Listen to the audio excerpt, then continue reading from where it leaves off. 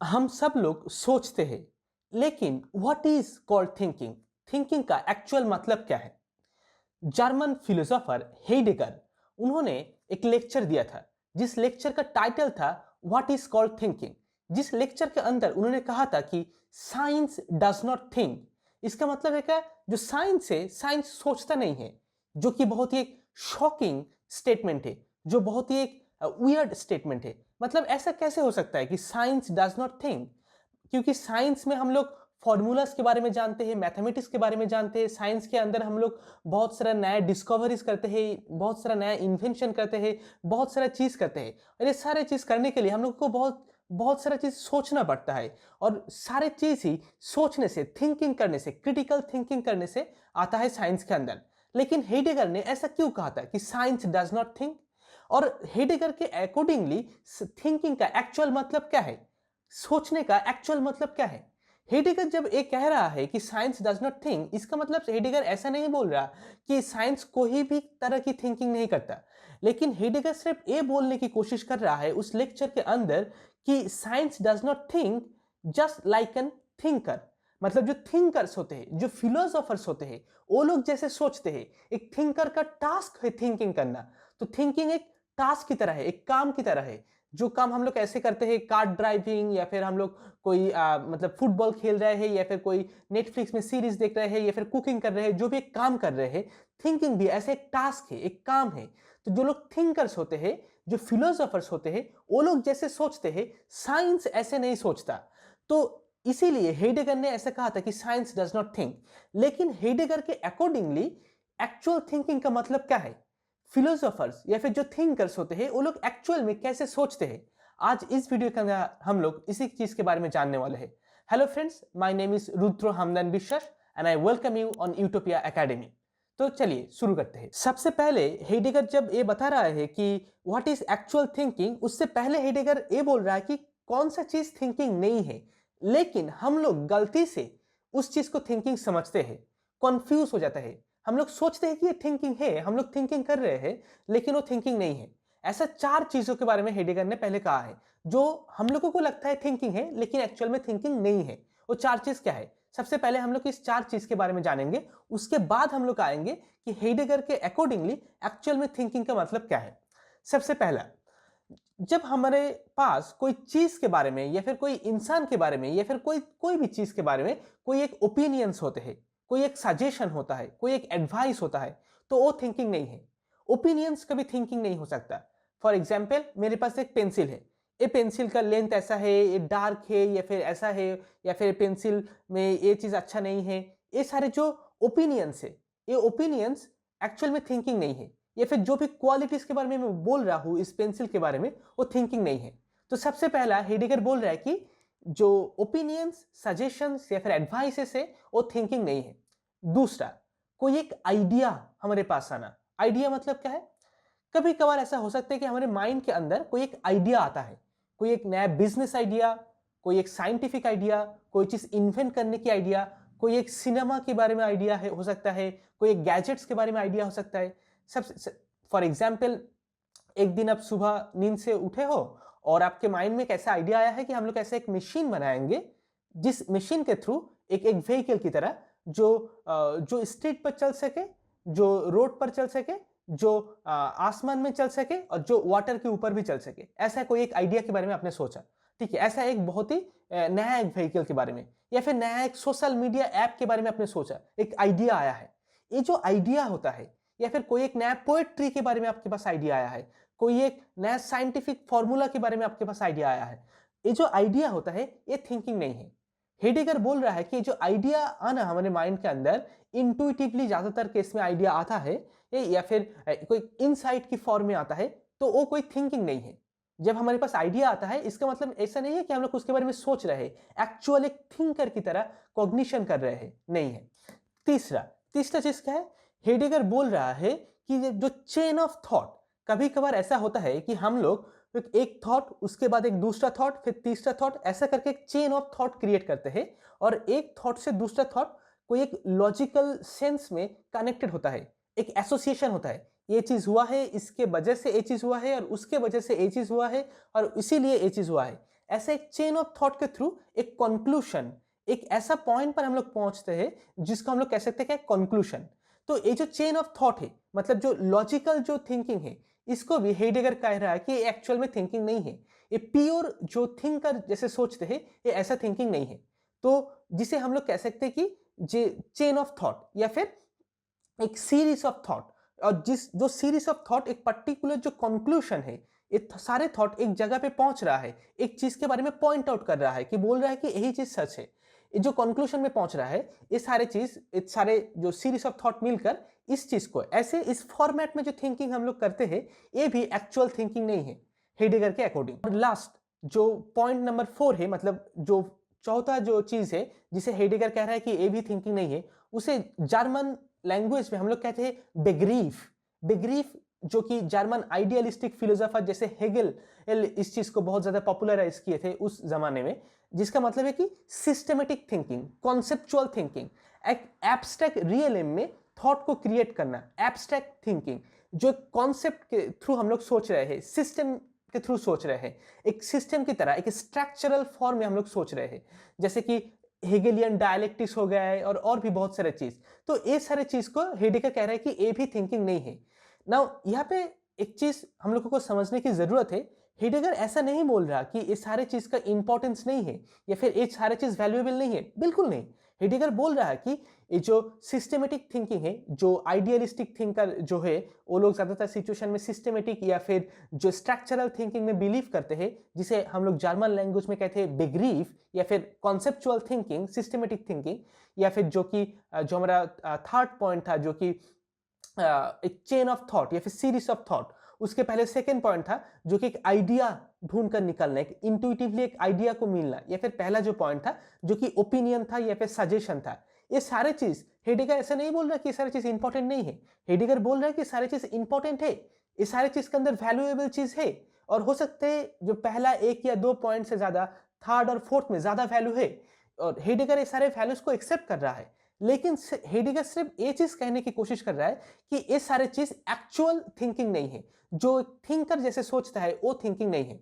तो हेडेगर के अकॉर्डिंग कौन सा वो चीज है जो एक्चुअल में थिंकिंग है, यहां पे हम लोगों को समझना होगा क्वेश्चनिंग। हेडेगर कह रहा है प्योर जो थिंकर है वो लोग क्वेश्चन करते हैं, क्वेश्चनिंग के थ्रू सोचते हैं। एक नॉर्मल सा एग्जाम्पल लेते हैं हमारा डेली लाइफ से, तो उसके हम लोग इस चीज को और अच्छी तरीके से समझ पाएंगे।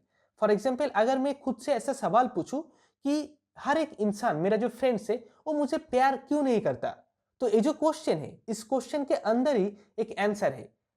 मेरा फ्रेंड्स मुझे प्यार क्यों नहीं करता, तो मेरा माइंड अब क्या करेगा कि इस क्वेश्चन के लिए वो जाएगा, जो भी इंफॉर्मेशन मेरा माइंड के अंदर है, जो भी मेमोरीज है, और जाके वो सारे मेमोरीज, सारे इंफॉर्मेशन से जब जब मेरा फ्रेंड्स मुझसे प्यार नहीं किया, ये चीज को एक्सप्रेस किया है, कोई बात से, कोई भी एक जेस्चर से, कोई एक चीज कहने से, कोई भी चीज के थ्रू, वो सारे इंफॉर्मेशन को गैदर करके मेरे माइंड के पास लाएगा एक क्वेश्चन। अगर मैं इसका ऑपोजिट क्वेश्चन करूं, तो मेरा फ्रेंड्स मुझे इतना क्यों प्यार करता है, मेरा फैमिली मेंबर्स रिलेटिव मुझे इतना क्यों प्यार करता है, तब क्या होगा, मेरा माइंड जाएगा और सारे चीजों में से इंफॉर्मेशन ढूंढ के निकल के लाएगा कि मुझे क्यों प्यार करता है, वो सारी इंफॉर्मेशन गैदर होता जाएगा। तो यहाँ पे क्या हो रहा है कि जो क्वेश्चन मैं पूछ रहा हूं, उसी तरह मेरा थॉट्स, क्वेश्चन एक पॉइंटर की तरह है, एक चीज में मैं एक पॉइंटिंग कर रहा हूं, एक पॉइंटर है, ये वो एक्चुअल चीज नहीं है। तो क्वेश्चन कोई एक चीज पर पॉइंटिंग करता है, उस चीज के ऊपर हमारा माइंड फोकस्ड हो जाता है। तो इसीलिए हेडेगर कह रहा है कि एक प्योर थिंकर जो है वो क्वेश्चनिंग के थ्रू सोचता है, एक सीरीज ऑफ क्वेश्चन, एक क्वेश्चन उसके बाद क्वेश्चन, क्वेश्चन के थ्रू सोचता है, वो आंसर्स के थ्रू नहीं सोचता, कॉन्सेप्ट्स के थ्रू नहीं, आइडियाज के थ्रू नहीं, सिस्टम्स में नहीं, बल्कि क्वेश्चंस में सोचता है। ये जो क्वेश्चनिंग है, ये हेडेगर के लिए एक प्योर फॉर्मेट ऑफ थिंकिंग है। नाउ इस चीज को हम लोग और भी अच्छी तरीके से समझ सकते हैं फिलोसॉफी का जो डेफिनेशन है उससे। नाउ फिलोसॉफी मतलब क्या है, इस चीज के बारे में हम लोग एंशिएंट ग्रीक फिलोसोफर प्लेटो से सीख सकते हैं। प्लेटो अपने राइटिंग के अंदर फिलोसॉफी के बारे में ऐसा कहा है कि फिलोसॉफी की जो वर्ड है वो फिलोस और सोफिया, ये दोनों वर्ड का कॉम्बिनेशन से क्रिएट होता है फिलोसॉफी। फिलोस का मतलब है लव या फिर डिवोशन, और सोफिया का मतलब है क्या, नॉलेज या फिर विजडम। और फिलोस और सोफिया दोनों को अगर हम लोग मिक्स कर देते हैं तो हमारे पास आता है क्या, फिलोसॉफी, जिसका मतलब है लव ऑफ विजडम या फिर लव ऑफ नॉलेज। ये जो लव ऑफ विजडम और लव ऑफ नॉलेज है, ये कैसे आएगा, थ्रू क्वेश्चनिंग करने से, थ्रू किस इंसान के पास, कौन सा इंसान है जो नॉलेज से प्यार करता है, जिसे बहुत कुछ जानने की आकांक्षा है, बहुत कुछ जानना चाहता है, बहुत क्यूरियस है, सारे चीज को जानने के लिए वो बेताब है। और कैसे हम लोग जानने के लिए क्यूरियस होते हैं? जब हमारे माइंड के अंदर बहुत सारे क्वेश्चंस होता है। तो वही हो गया कि फिलोसॉफिकल थिंकिंग। इस चीज को हम लोग और भी अच्छी तरीके से समझ सकते हैं, जो कि हमारा जो कॉन्टेम्पोररी फिलोसोफर है एलन बडो, एक फ्रेंच फिलोसोफर, तो एलन बडो का फिलोसॉफी से हम लोग इस चीज के बारे में समझ सकते हैं। बडो कहते हैं what is philosophy?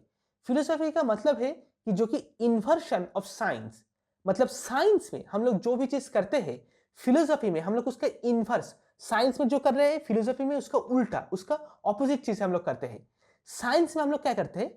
To solve the problems, जो प्रॉब्लम्स है, जो क्वेश्चन है, उसका सॉल्यूशन देना। लेकिन फिलोसॉफी में हम लोग क्या करते हैं? एक नया प्रॉब्लम को क्रिएट करना, एक नया प्रॉब्लम को इन्वेंट करना। यही है फिलोसॉफी का काम, यही है एक थिंकर का काम। लेकिन इसका मतलब क्या है? हम लोग ऐसा क्यों करेंगे?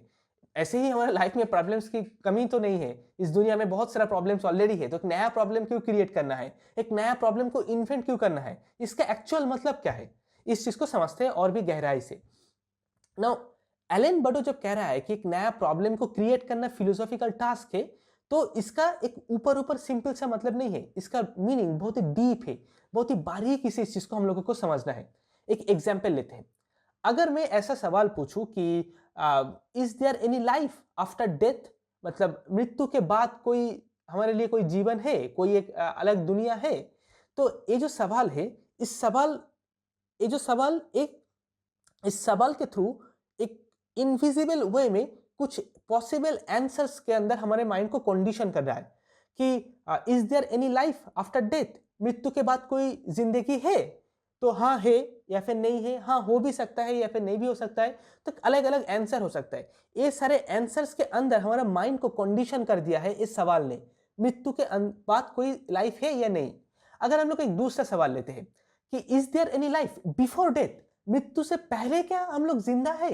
एक्चुअल में क्या ये सारे चीज हम लोग लाइफ है, हम लोग अलाइव है जो भी हो रहा है, या फिर हम लोग एक घोस्ट की तरह जी रहे हैं, एक ज़ॉम्बी की तरह, half dead half alive, always in conflict, in fighting, बहुत सारा प्रॉब्लम्स, बहुत सारा कैओस, स्ट्रेस, एंजाइटी। हम लोग का ट्रू सेंस में अलाइव है क्या? Is their life before death? तो ये जो सवाल है, ये सवाल एक नया रेंज ऑफ आंसर्स क्रिएट कर रहा है, एक नया डायरेक्शन में बहुत सारा पॉसिबल आंसर्स को क्रिएट कर रहा है। और वो सारा जो पॉसिबल आंसर है, वो जो रेंज है, उसके अंदर हमारा माइंड के जो थॉट्स है उसको कंडीशन कर रहा है एक नया सवाल।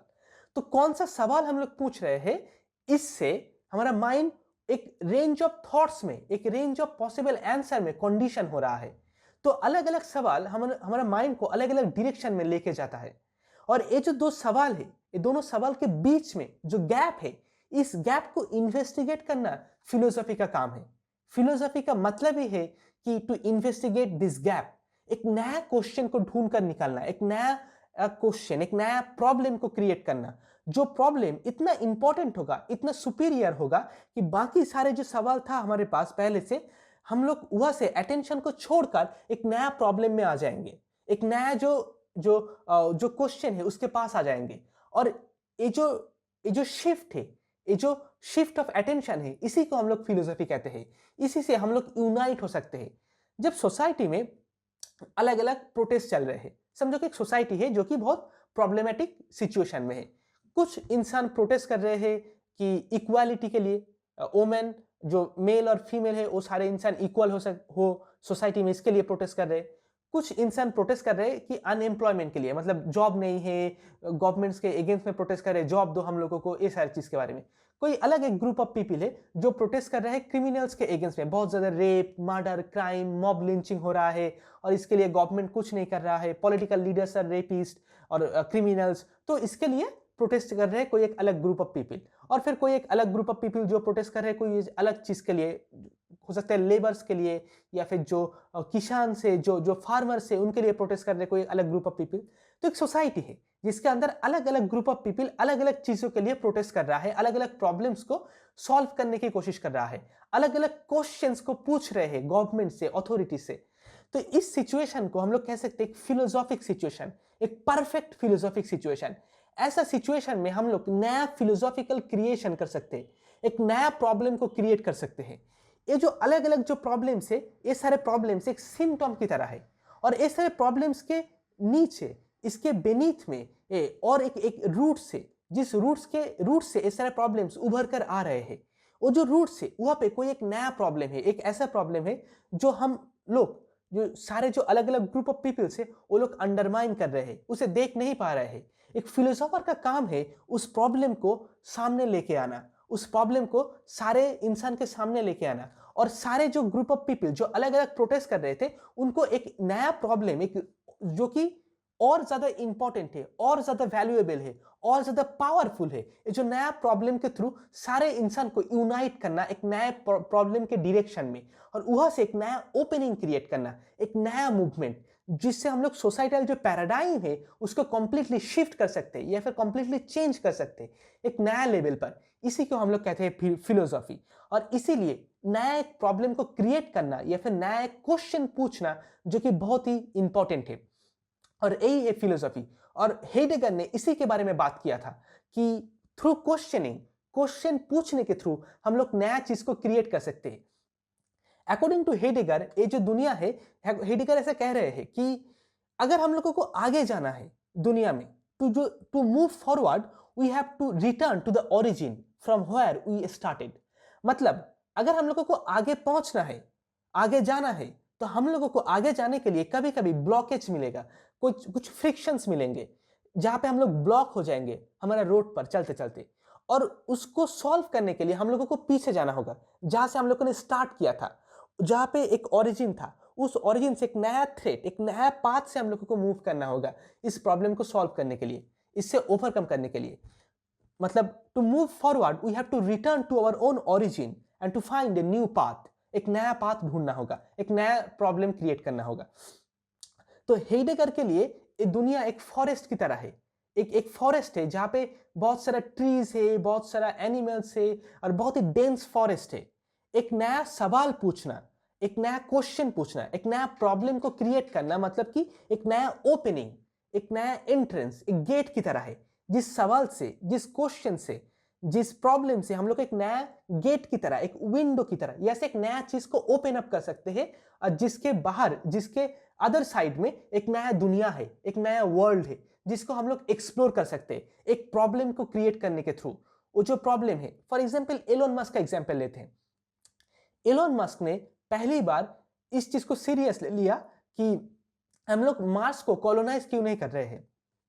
अगर हमारे स्पीशीज को बहुत दिन तक सरवाइव करना है, तो इसके लिए सिर्फ एक प्लैनेट को इनहेबिट करने से नहीं होगा, बल्कि मल्टीपल प्लैनेट्स में हम लोग को, हमारा जो स्पीशीज है, इसको स्प्रेड करना होगा। और जितना हम लोग स्प्रेड करेंगे, हमारा सर्वाइवल उतना ही एश्योर होता जाएगा, सर्वाइवल के चांस उतना ज्यादा होता जाएगा। ऐसा कोई गारंटी नहीं है कि हम लोग इन्फिनिट टाइम के लिए सर्वाइव करेंगे। हमारे पहले बहुत सारे स्पीशीज आए हैं इस दुनिया में, और वो लोग एक्सटिंक्ट हो गए हैं। डायनासोर उनमें से बहुत ही पॉपुलर एक एग्जाम्पल है, लेकिन इसके अलावा भी और भी बहुत सारे एनिमल्स आए हैं और एक्सटिंक्ट हो चुके हैं। तो ऐसा कोई गारंटी नहीं है कि हम लोग इटर्निटी के लिए यहाँ पर रह जाएंगे। नहीं, हम लोग भी कोई एक नेचुरल कैटास्ट्रोफी या फिर डिजास्टर के थ्रू एक्सटिंक्ट हो सकते हैं। तो हमारा सर्वाइवल के लिए ये अच्छा होगा कि अगर नया प्लैनेट्स में इनहेबिट कर सके तो ये जो प्रॉब्लम है, हम लोग क्यों नहीं कर रहे हैं, कैसे हम लोग कर पाएंगे, इस प्रॉब्लम को एलोन मस्क ने सीरियसली लिया, और इसके लिए उन्होंने मार्स को कॉलोनाइज करने के लिए स्पेसएक्स कंपनी बनाया है। और एक प्रॉब्लम से हम लोग एक नया दुनिया में, एक नया एक ओपनिंग में शिफ्ट हो चुके हैं। और अभी दुनिया में बहुत सारे ऐसे कंपनीज हो चुके हैं जो स्पेस, मतलब स्पेस एडवेंचर या फिर स्पेस शिप बनाना, या फिर जो स्पेस में जाके कुछ एक स्पेस स्टेशन बनाना, या फिर दूसरा प्लैनेट्स में जाके एक्सप्लोर करना, इस सारे चीज के लिए बहुत एक्सपेरिमेंट्स कर रहे हैं, बहुत सारा नया चीज करने की कोशिश कर रहे हैं। लेकिन ये जो नया दुनिया है, जो नया बहुत सारा इंडस्ट्री क्रिएट हुआ है, क्यों? क्योंकि पहली बार एलोन मस्क ने सवाल पूछा था, एक क्वेश्चन किया था। ऐसे ही हम लोग भी ऐसा एक सवाल पूछ सकते हैं, ऐसा कोई एक क्वेश्चन क्रिएट कर सकते हैं, जिससे हम लोग सोसाइटी का, या फिर जो पॉलिटिक्स, या फिर इकोनॉमिक्स, या फिर सोशल वैल्यूज, इसका जो पूरा जो पैराडाइम है, जो साइकोलॉजिकल जो स्ट्रक्चर है, उसको ट्रांसफॉर्म कर सकते हैं, उसको शिफ्ट कर सकते हैं। सिर्फ सोसाइटल लेवल पर नहीं, बल्कि हमारे इंडिविजुअल लाइफ पर भी हम लोग इस चीज को अप्लाई कर सकते हैं। तो हेडेगर के अकॉर्डिंग हम लोग क्या सीख पा रहे हैं कि फिलोसॉफी मतलब जो थिंकर्स होते हैं, जो फिलोसोफर्स होते हैं, जो लोग एक्चुअल में सोचते हैं, वो लोग ओपिनियंस में नहीं सोचते हैं, वो लोग आइडियाज में नहीं सोचते, या फिर चेन ऑफ थॉट्स में नहीं, या फिर कंक्लूशंस में नहीं, या फिर वो लोग सिस्टमेटिक वे में भी नहीं सोचते, बल्कि वो लोग क्वेश्चंस के थ्रू सोचते हैं। कैसा क्वेश्चंस आपका माइंड में आ रहा है, यहां पर एक चीज ऑब्जर्व करने की जरूरत है। हमारा माइंड के अंदर बहुत सारे थॉट्स चलते हैं हर रोज, और वो सारे थॉट्स के अंदर कोई एक या दो या तीन ऐसा कुछ सवाल होते हैं, कुछ क्वेश्चंस होते हैं जो हमारा माइंड के अंदर डोमिनेटिंग है, जो बार बार घूम फिर कर वही सवाल हमारे माइंड के अंदर आता है कि मेरे पास पैसा क्यों नहीं है, या फिर मेरा फ्रेंड मुझसे प्यार क्यों नहीं करता, या फिर मेरे जिंदगी इतनी अनलकी क्यों है। तो ये जो नेगेटिव क्वेश्चन है, ये जो सारे सवाल है, ये सारे सवाल डोमिनेटिंग है। कुछ सवाल हो सकता है जो आपका माइंड के लिए डोमिनेटिंग है। मैंने यहाँ पे एग्जाम्पल के लिए ये दो तीन सवाल बता दिया, आपके लिए कोई और हो सकता है, या फिर किसी इंसान के लिए कोई और सवाल। वो जो डोमिनेटिंग क्वेश्चन है उसके चारों तरफ आपका बाकी सारे थॉट्स घूम फिरता रहता है, ठीक है, रोटेट करता रहता है। अगर आप उस सवाल को चेंज कर सकते हो कि मैं कैसे बिलियनियर बन जाऊं, अगर ऐसा क्या करने से मैं बिलियनियर बन सकता हूं, या फिर ऐसा कौन सा चीज करने से मैं सोसाइटी में रेवोल्यूशन ला सकता हूं, ऐसा कौन सा चीज है जो मुझ में यूनिक है, जो और दुनिया में कोई नहीं कर सकता। तो ये सारे सवाल, और या फिर कोई और तरह के सवाल जो आप खुद से क्रिएट कर सकते हो आपका लाइफ के अकॉर्डिंगली, जो सवाल आप माइंड के अंदर सोच सोच कर क्रिएट करते हुए, एक सवाल उसके बाद एक सवाल उसके बाद एक सवाल, ऐसे सवाल पूछते पूछते आप एक नया दुनिया को ओपन अप कर सकते हो, एक नया पाथवे को ओपन कर सकते हो, एक नया वर्ल्ड में एंटर कर सकते हो, एक नया एंट्रेंस को ढूंढ सकते हो, जो आपके लिए, जो आपका एक्चुअल थिंकिंग स्किल को इंक्रीज करने में हेल्प करेगा। एक जो साइंटिफिक चीज है और जो फिलोसॉफिक चीज है, इसके अंदर एक्चुअल डिफरेंस क्या है। साइंस में हम लोग प्रॉब्लम को सॉल्व करते हैं। जैसे साइंस में एक गिवन सिचुएशन होता है, अगर कोई भी एक सिचुएशन में आप चले जाओ साइंटिफिक दुनिया में, जो एकेडमिक्स है, तो वहां पे कुछ ना कुछ प्रॉब्लम्स ऑलरेडी है। जैसे एल्बर्ट आइंस्टाइन का जो फॉर्मूला है वो ब्लैक होल्स के अंदर अप्लाई नहीं होता, तो एक सवाल है वहां पे क्यों अप्लाई नहीं होता। या फिर आइंस्टाइन जो फॉर्मूला जब क्रिएट किया था, तो उन्होंने देखा कि आइजैक न्यूटन का जो फॉर्मूला है उसका एक लिमिटेशन है, वो कुछ जगह पे अप्लाई नहीं हो रहा है, तो तब आइंस्टाइन ने इस चीज को क्रिएट किया।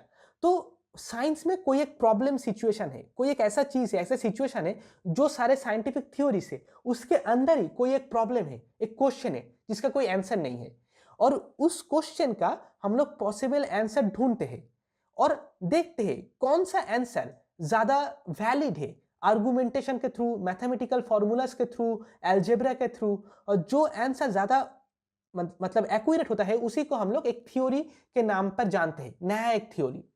तो साइंस का काम है प्रॉब्लम को सॉल्व करना, लेकिन फिलोसफी का काम है इसका बिल्कुल ऑपोजिट, प्रॉब्लम को क्रिएट करना। ऐसा एक प्रॉब्लम को क्रिएट करना कि जो भी एग्जिस्टिंग प्रॉब्लम्स है उससे हमारा अटेंशन हटकर एक नया और भी ज्यादा फंडामेंटल प्रॉब्लम पर आ जाए। फॉर एग्जाम्पल, अगर आप कोई एक साइकोलॉजिस्ट के पास गए हो, कोई एक साइको एनालिसिस्ट के पास गए हो, फॉर एग्जांपल सिगमंड फ्रॉइड के पास, तो आपने कहा कि मेरा इंसोम्निया है, मुझे रात में नींद नहीं आता, बहुत ज़्यादा एंग्जाइटी होता है, बहुत ज़्यादा प्रॉब्लम्स है, ये वो सारे चीज़ आप कहते रहते हो।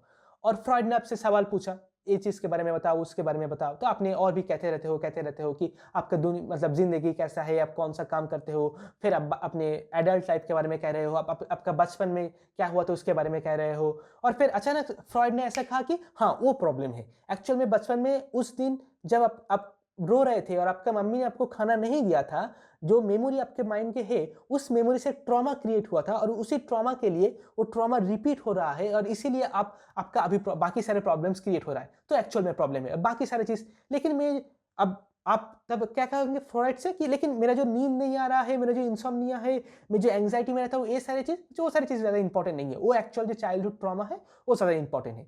तो ऐसा ही होता है एक्चुअल फिलोसॉफी। जो चीज हम लोग ऊपर ऊपर देखते हैं, जो प्रॉब्लम्स हम लोग सोचते हैं, वो एक सिम्टम की तरह है, उसके नीचे एक रूट होता है, जिस रूट से बाकी सारे प्रॉब्लम्स क्रिएट हो रहा है, उस रूट को ढूंढ कर निकालना। अगर आप डॉक्टर के पास जाएंगे तो आप कह रहे हैं कि मेरा हाथ में दर्द हो रहा है, या फिर पेट में बहुत ज्यादा दर्द हो रहा है, या फिर डाइजेशन अच्छा नहीं है, तो डॉक्टर सारी चीज जानने के बाद कहेंगे वो डाइजेशन का मेन इशू नहीं है, आपका पेट में दर्द का मेन इशू नहीं, आपका लीवर के अंदर कुछ एक डैमेज हुआ है, इसीलिए सारी चीज हो रहा है। तो एक नया प्रॉब्लम आ गया यहाँ पे, अभी डाइजेशन प्रॉब्लम नहीं है, डाइजेशन सिस्टम में प्रॉब्लम नहीं है, आप पेट का दर्द प्रॉब्लम नहीं है, बल्कि लीवर के अंदर एक डैमेज है, वो एक्चुअल प्रॉब्लम हो गया। तो ऐसे ही फिलोसॉफी क्या करता है, सारे चीज के अलावा, सारे चीज देखने के बाद, इंट्रोस्पेक्ट करने के बाद एक नया प्रॉब्लम को क्रिएट करता है, जो प्रॉब्लम और ज्यादा वैल्यूएबल है। और वो जो प्रॉब्लम है वो क्वेश्चंस के फॉर्म में होता है, एक नया क्वेश्चन पूछना, एक नया प्रॉब्लम क्रिएट करना, जो कि साइंस का बिल्कुल इनवर्स है, बिल्कुल ऑपोजिट है, इसका बिल्कुल उल्टा है। अगर एक कैसल की तरह समझिए, एक कैसल है, जो कैसल एक रूइन से, मतलब वो मतलब बहुत पहले था, अभी मतलब उसका कुछ मतलब तोड़ फोड़ हो गए हैं, अच्छे से नहीं है कुछ, मतलब जो खिड़कियां है, जो विंडो से, जो डोर से, वो सारे मतलब फ्रैजाइल है, वो मतलब सारे जो ब्रिक्स है वो निकल के आ रहा है, और वो कैसल अच्छा नहीं है, उसमें रंग जो भी कलर्स था वो कलर्स अच्छा नहीं दिख रहा है, वो सारे चीज। अभी अगर एक साइंटिस्ट आएगा तो इस कैसल को देखेगा तो सोचेगा कैसे मैं सारी चीज को रिपेयर कर सकूं, ये अभी नष्ट हो जा रहा है, तो इस नष्ट को मैं कैसे मतलब सही कर सकूं, रिपेयर कैसे कर सकूं, इसके बारे में सोचेगा वो साइंटिस्ट। लेकिन अगर एक फिलोसोफर आएगा तो वो ऐसा नहीं सोचेगा, वो सोचेगा ये जो रूइंस है, जो अभी इनकम्प्लीट है, जो कैसल जो पहले किसी जमाने में कंप्लीट एक बहुत ही अच्छा, बहुत ही खूबसूरत कैसल हुआ करता था, अभी वो नष्ट हो चुका है। तो इस जो नष्ट हो चुका है उसी चीज को देखने के बाद कैसे हम लोग वो जो एक्चुअल में था, जो पहले था, उसके बारे में जान सके, जो इस कैसल का अंडरग्राउंड है, जो इसके अंदर छुपा हुआ है, लेकिन अभी हम लोग देख नहीं पा रहे हैं। जैसे अगर पिरामिड के अंदर चले जाए, पिरामिड के अंदर जो हायरोग्लिफिक होते हैं, तो एक एंशियंट लैंग्वेज है, उसको हम लोग समझ नहीं सकते देखकर, वो लैंग्वेज अलग लैंग्वेज है। लेकिन जो फिलोलॉजिस्ट होते हैं, वो लोग, वो जो साइंटिस्ट, वो एक साइंटिस्ट की तरह है, मतलब वो एक फिलोसोफर की तरह है, जो फिलोलॉजिस्ट, वो क्या करते हैं, वो सारे सिंबल्स को देखते हैं, देखने के बाद उसे डिकोड करने की कोशिश करते हैं कि इस लैंग्वेज का मतलब क्या है, इस सिंबल का इस लैंग्वेज में, मतलब इस सारे जगह पे यहाँ पे यूज किया गया है, तो इसका मतलब क्या हो सकता है। तो वो सारी चीज देखने के बाद उसे डिकोड करते हुए, उसे इंटरप्रेट करते हुए वो सॉल्व करते हैं। फिलोसोफर भी ऐसे सोचते हैं, डिकोड करते हुए, सॉल्व करते हुए, मतलब एक क्वेश्चंस के थ्रू, जो अभी है उससे पहले क्या था, उसके बैकवर्ड में वो लोग जाते हैं, तो जाने के थ्रू उसको इन्वेंट करते हैं। ऐसे ही तो यहाँ पे हम लोग क्या जान पा रहे हैं आज की इस वीडियो से, कि जो फिलोसॉफी है वो एक डिफरेंट प्रोसेस है साइंस के अलावा। फिलोसॉफी में हम लोग नया प्रॉब्लम्स क्रिएट करते हैं, नया क्वेश्चंस क्रिएट करते हैं। और जो हेडेगर कह रहे थे थिंकिंग, जो थिंकिंग है वो थिंकिंग मतलब क्या है, टू आस्क क्वेश्चंस, क्वेश्चंस के थ्रू सोचना, इसी को हम लोग कह सकते हैं actual true philosophic thinking, thinking like a thinker. आज के लिए इतना ही। हो सकता है फ्रेंड आपको वीडियो बहुत अच्छा लगा, तो कमेंट सेक्शन में जरूर बताना कैसा लगा आज का वीडियो, और वीडियो को लाइक जरूर करना, अगर चैनल पे नए हो तो सब्सक्राइब करना मत भूलना। आज के लिए इतना ही, नेक्स्ट वीडियो में जरूर मिलेंगे। Thank you so much for watching this video. This is all for this time. I hope I will see you next time. Tata bye.